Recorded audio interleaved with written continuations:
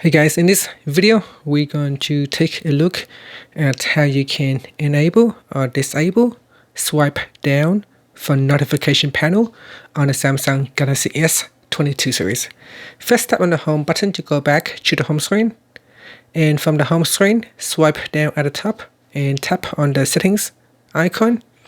In settings, you want to swipe up to go down and tap on home screen. Next, we go down and tap on swipe down from notification panel. Tap on the toggle button to switch it off or turn it on, and this will allow you to open the notification panel by swiping down anywhere on the home screen. So let's test it out now. So if I swipe anywhere on the home screen, you can see here I will be able to swipe down the notification panel, and if I switch it off, then when I try to swipe down, it will open up the search window instead of open up the notification panel. And that's it. So that is how you can switch it on or off from the settings in home screen. And that's it. Thank you for watching this video. Please subscribe to my channel for more videos.